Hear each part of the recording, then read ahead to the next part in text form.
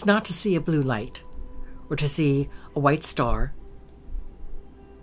It's to be closer to the thing that created you. It's to be closer to the God force and the angels. And yes, around Christmas time, I like to do a show on angels. So if you keep on listening, you'll hear my angel show. I don't think we have the one from last year, but if we do, I think it was a really good show. We'll see if we can dig that out of the archives. And if you have questions about angels, put that on the website. Or call my office, 727-736-4567. And yes, there are angels, and none of them are fallen. There's no such thing as a bad angel. It's genetically impossible for an angel to go bad. Like, you cannot sprout wings and fly right now. Trust me, there are no bad angels. So? I have a question. A question? A question. So what I found with my own meditation is that it goes in cycles as far as like being better and, I think this is going to be a perfect meditation because, the birds are chirping like you said, and then like no big deal. Then there are other times when I'm totally rushed. It's a hideous morning. And it's a fabulous meditation. Yes, so that's always nice.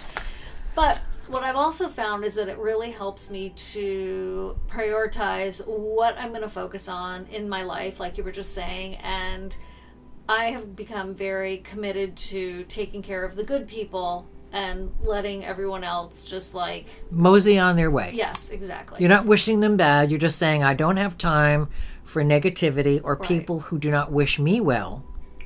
I don't wish them. You know what I always say, as you well know? May they get what they deserve. Right. It really covers a lot of territory. Absolutely. So my question is this, and that is, as you go through life, there are going to be people, especially as you become more powerful, and I say that in a powerful God way, not like a power monger You become way. more enlightened, you become brighter. Right. And I don't mean just emotionally and spiritually, I mean you become physically brighter when you click on those molecules that are in your brain. Oh, right. That's a good point. Your intellect is stimulated. I was also thinking of the aura. Right. But there are going to be people that are going to be tests for you. You're going to probably become the target of more attacks on a psychic level. How can we protect ourselves psychically, energetically, and energize ourselves to do the most good possible on this short time we have on the planet? Do I have time in this segment to answer that? I know, it's a big question. It's a big question. You have 6 minutes, Linda Bennett. Okay, go. First of all, understand that as a spark of God, it's our job to go home to the giant wad of chewing gum. And there are people who don't want you to leave them behind. You will find that your pets don't bother you. They want to join you. As I said earlier, Pinky was on one foot, Cuddle was on another. Sweetie Pie used to jump in my lap. Angel is a very ancient kitty. She's 19 years old. She was just 19. We had her 19th birthday. And so she doesn't join me in meditation anymore, but she used to sit on my toes. Animals are attracted to meditation, but they don't want to annoy you. They just want to be with you. So if your friends are not as good as your pets, bag them. Send them on their way. You know that you are doing good. If you were on a desert island with nobody else and no cell phone, no iPad, no computer, you'd still want to meditate. Because that's part of who you are. It's part of really who you are. And some people say, well, I can't meditate without a rosary. Fine. The rosary came from Buddhism, which came from Hinduism anyway, which came from Atlantis. Everything comes from everything. So fine, hold a rosary in your lap. I don't care. Hold the Buddhist prayer beads. And surround yourself. Purposefully call in the God light. You can surround yourself with a white bubble. Now, let's get something straight. You don't want to surround yourself with a black bubble, not because you don't like people of color, but because in the astral world, dark is a lesson. Light is enlightenment. So you surround yourself with a white light, even if you can't see it. The act of asking God for a blessing, whether you can see it or not, creates it. And what that means is it enlarges your aura and puts like a plasticine bubble around your aura. So you're in a giant balloon. Or see yourself in a pyramid. Everyone I know who's ever been to Egypt and has been in the pyramids has said the same thing. Whoa, the energy is heightened. It's intense. And when you're building a pyramid around you, don't forget the bottom. So you want the bottom of the pyramid, the four sides. And see it a strong energy vibration around you.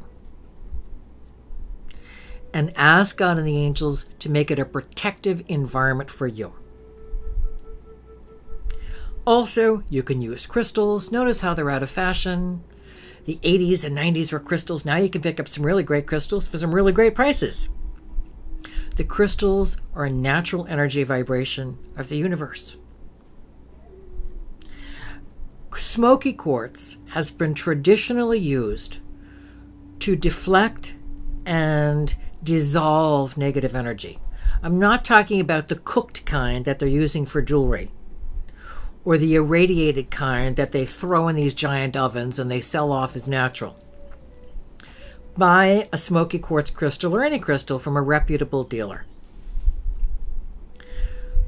Black tourmaline is another very, very powerful. I call black tourmaline the Doberman pincers. They repel negative energy. They actually like Doberman pincers that run out and nip away at any kind of negativity. Are you saying, Linda, you're a little losing it? No, I'm not a little losing it. This is my personal experience. There's plain black obsidian. There's rainbow obsidian with slight rainbow tones to it. There's other obsidian with a rust tone to it. And there's snowflake obsidian that really looks like snowflakes in the obsidian. Obsidian, by the way, is volcanic glass. It's not going to hurt you unless you get a piece that's sharp. So make sure that anything you're getting is not going to be sharp. In fact, many arrowheads are made of obsidian. So you can use these. Or just saying, I am part of the universe and I am going to trust that to protect me. Don't leave your front door open like an idiot. Don't tempt things to happen to test God, because God will say, you want a test, I will give you one. Trust me, they're waiting out there.